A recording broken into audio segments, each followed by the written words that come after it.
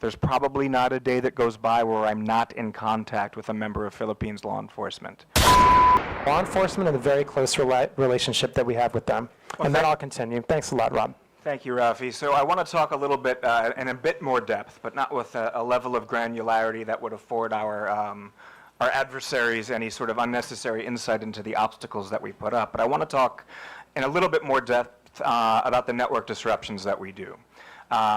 They're very strategic in in nature. They're not merely about scale and taking down, 10,000 accounts at one time. They're about removing a false web of bona fides that these criminals go to great lengths to create so that they can contact people unwittingly by seemingly being friends of friends or having other sorts of connections.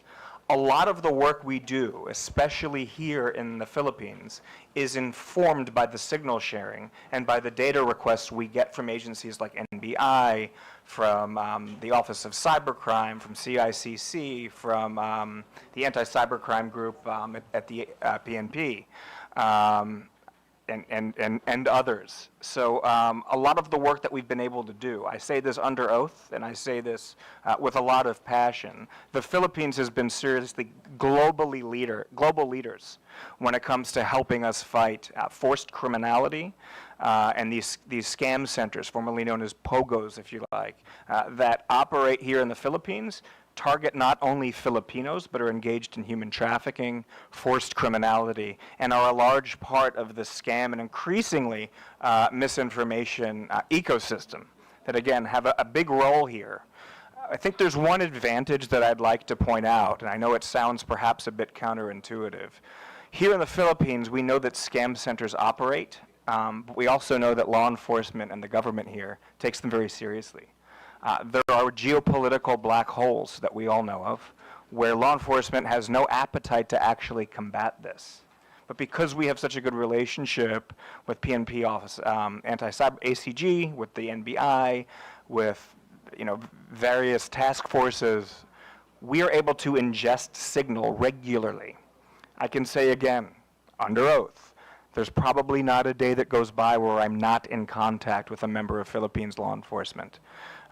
So with that, and I'm quite certain I'll receive some follow-up questions and as we go forward. With that, I'll turn back over to Rafi. Thank you, Mr. Chair. Thanks, Rob.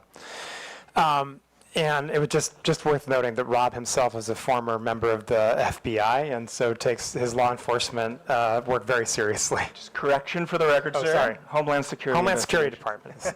Forgive me. So I would just also note that when we're talking about some of these disruptions, what we've seen also recently, and Rob alluded to this, is the rise of scam centers, right? And we've worked on this very, very closely over the past couple of years, both internally with Meta and also with our partners in law enforcement, with the PNP and other members of the Philippines law enforcement that Rob mentioned.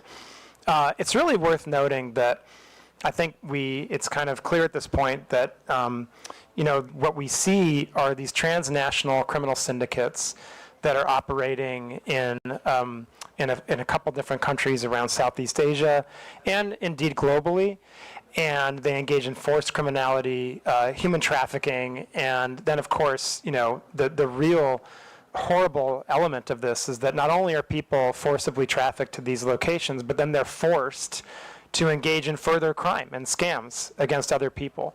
And so we've worked extremely hard to take down these networks on our platform to the point where by the end of 2024, we had removed and deleted over 2 million accounts that came from these organized criminal scam centers in Myanmar, Laos, Cambodia, the UAE, and indeed a few here in the Philippines as well.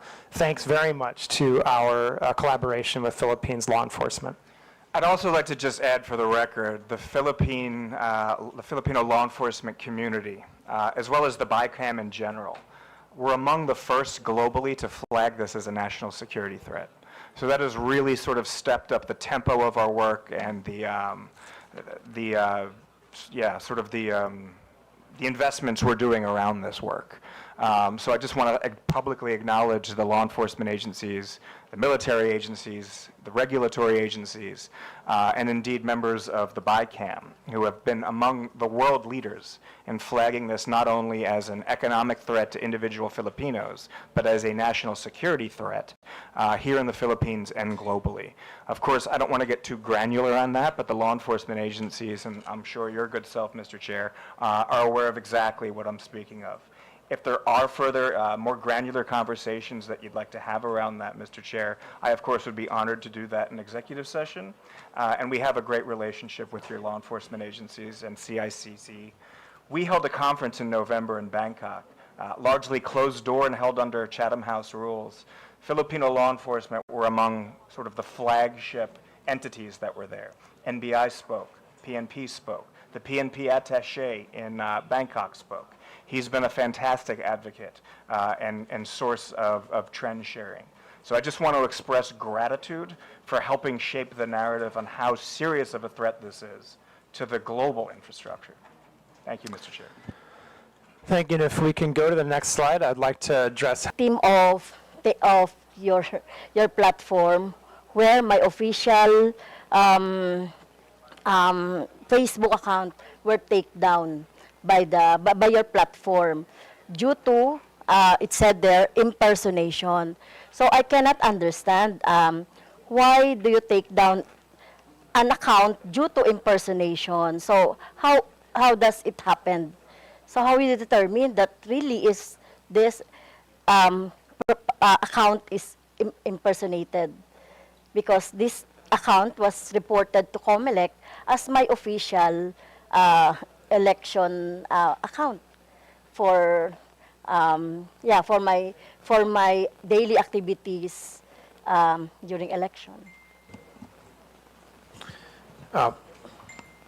Thank you, Madam Congressman. Mr. Chair, if I may. Madam Congressman, thank you for your question. Certainly impersonation is a violation of our community standards. And there, I can say that I don't know the specifics of your case, but let me talk about a little bit about how we try to deal with issues of impersonation, right?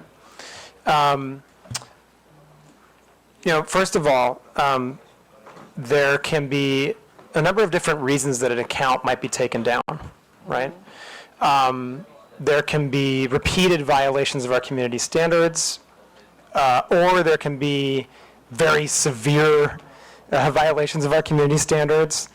But other times, it can be because someone was able to, unfortunately, gain access to your account. Not your account, but anyone's account, right? It can happen that unauthorized access can take place, right? In those cases, they may, once a hacker has gained access to an account, then, sometimes what we see is they go and delete the account, or then they take over that account to use it for their own purposes. And what we do in those cases is we work with the rightful account holder to retake control of their account, right? So we ask for credentials. It could be a government ID. It could be various email addresses or other identifying information that were used with that account in order to regain control of it. I think one thing we've seen and that we know is an extremely effective guard against having accounts taken over by hackers is two-factor authentication. Two-factor authentication is really the first line of defense that any user on Facebook, including members of Congress, have against their accounts being taken over. If you have two-factor authentication on, anytime someone would seek to make changes to your account, it would ping you to make sure that you're the right person and you're authorizing those changes. I would urge everyone to make sure they have two-fact turned on their account. I think it's also worth noting that, for government officials, for politicians who are engaged in an election cycle, we have specific channels where we can work together. We have our Meta Support Pro channel that you can access and that we're happy to work with you to make sure you have access to, so that if you have specific issues with your account, other members of Congress, other people running for election can access those channels. I think it's also worth noting, and I didn't really mention this in my opening comments, but I think I should, that that there are a number of different statutory agencies that have specific channels with Meta where they can report community standards violations, account hacks, and any other issues that the government is experiencing with Meta's platforms and our services. In fact, there are 11 different government agencies that have direct channels to us. And so those are other channels that can certainly be utilized in cases where members of Congress experience those types of actions. And I would just also say, it does also happen from time to time that we make mistakes. That is also something that happens, and we're sorry for when that happens. We know it's a really poor experience. We don't want that to happen. We take those instances very seriously. We do everything we can to try to minimize them. And so that's also just something that can happen sometimes. So when my account was took down, we complained to we write to the Meta about my account, and then why is it that you are taking down specific account without explanation or without any justification to the subscriber? Like, for example, just take the account and that's it. So no explanation at all. So you will just explain if we will write to you on what happened to the account. So there's no, is there a like for example, due process in place in your platform? Thank you for the question, Congressman, Mr. Chair, if I may. Madam Congresswoman, again, I'm not familiar with the specifics of your case, but I, again, can talk in general. Users should receive notifications if actions have been taken against their account. That is certainly part of the due process that we have in place, and users have a right of appeal. And in fact, when we see mistakes happen and users appeal those actions, the content in question, if it was a community standards violation, may often be restored. In some cases, the account would be restored. I do just want to highlight, in the specific case of hostile takeover of accounts, or what Meta believes may be a hostile takeover of an account, that can be a more complex process for very good reason. We want to make sure that we are not providing access to the account of someone who shouldn't have it. And so, Madam Congresswoman, I would just emphasize again that if you or another member of Congress is having any types of these issues, we can certainly provide you access to our Meta Support Pro and other channels so that we can solve these problems together. Mr. Chair, may I ask also that, are you familiar with troll armies? Troll armies, or mass reporting of an account so that it could be taken down for any other reasons? Are you familiar with that? Because I'm suspecting that my personal account was a victim of that scheme by army trolls, or by a group who would like to take down my account. Because as I can see here in your process of checking the misinformation and disinformation, it would be, if it is mass reported, it goes to your AI, and then after that, human checking, right? Right? In your graph of how to determine the disinformation or violation of your community standards. So, my question is, are you familiar with that scheme? Mr. Chairman, thank you. Madam Congresswoman, coordinated mass reporting absolutely violates our policies. We have seen that type of behavior before by And certainly, if we detect that type of behavior, then we would seek to make sure that any decisions that are made about accounts are the correct ones. And then we would also try to go after the people who are engaged in the coordinated mass reporting, because that clearly does violate our policies. And that's the type of abusive network that we would seek to prohibit from utilizing our platforms.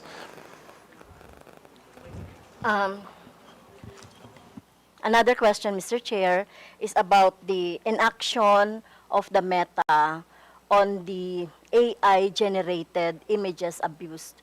I was also a victim of that when I hold a gun. They are using the AI-generated, but still in the platform. But the Meta is not doing anything about that. And many progressive organizations and individuals are victims of that, Mr. Chair. Mr. Chairman, sorry, so the question,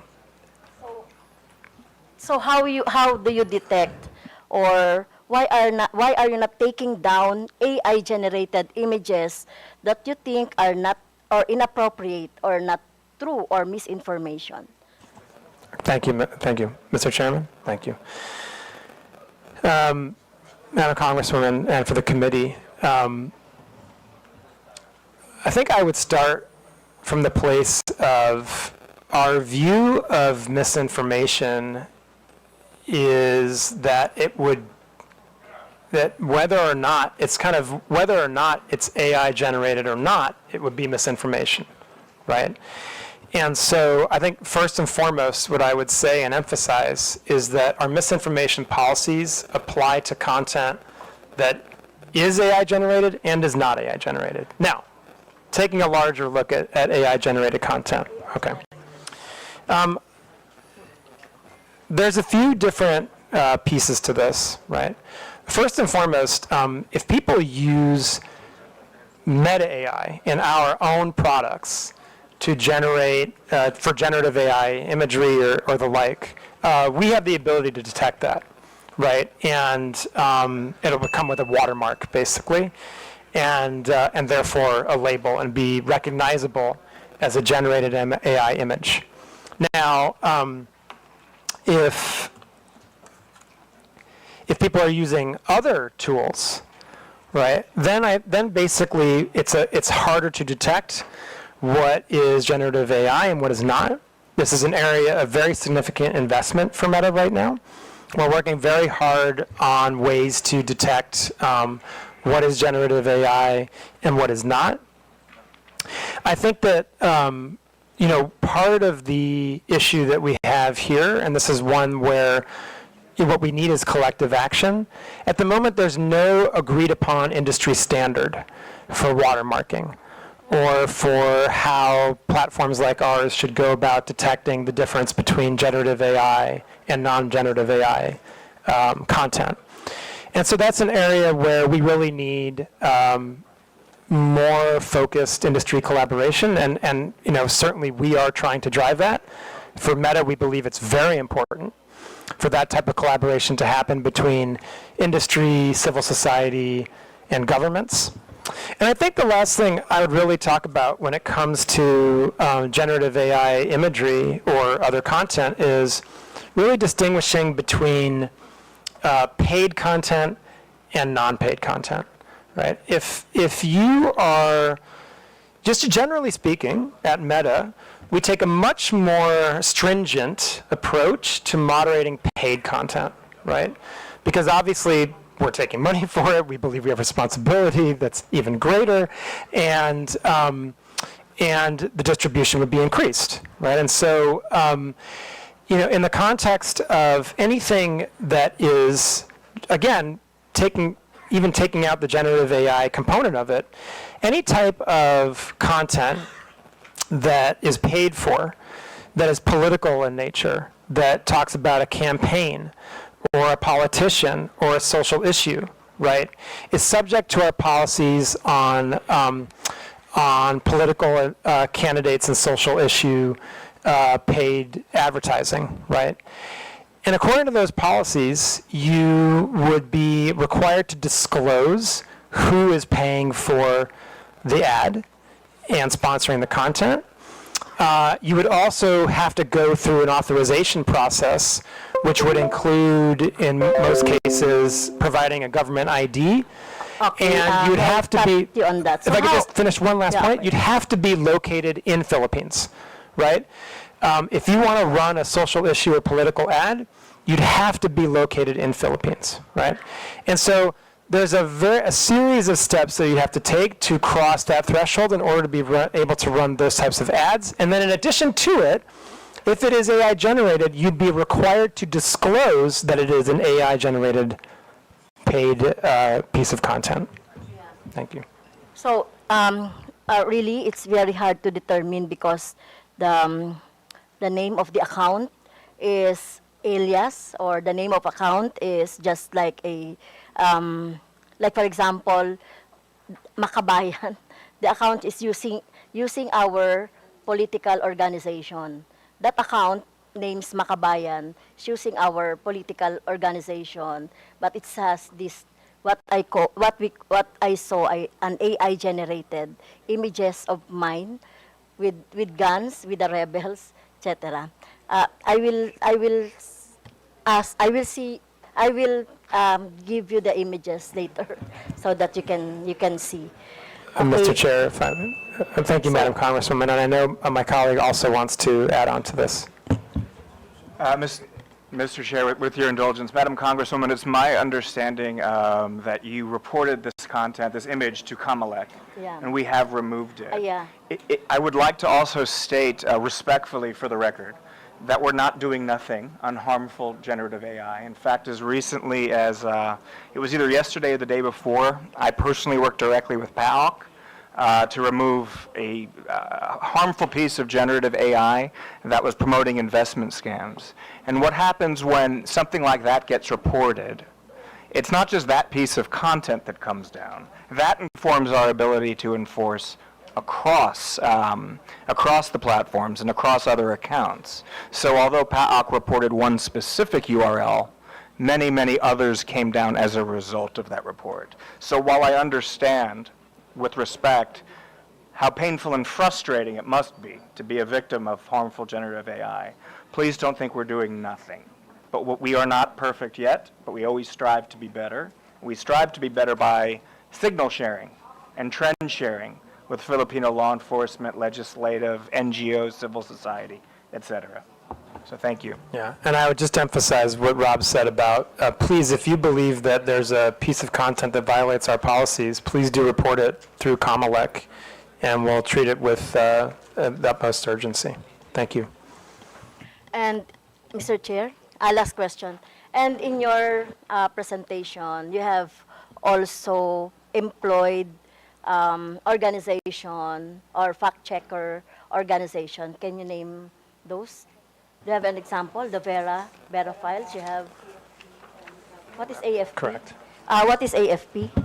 That's a Mr. Chair, if I may. Agence France Presse. Okay. It's a global news organization. Okay. Thank you, Mr. Chair.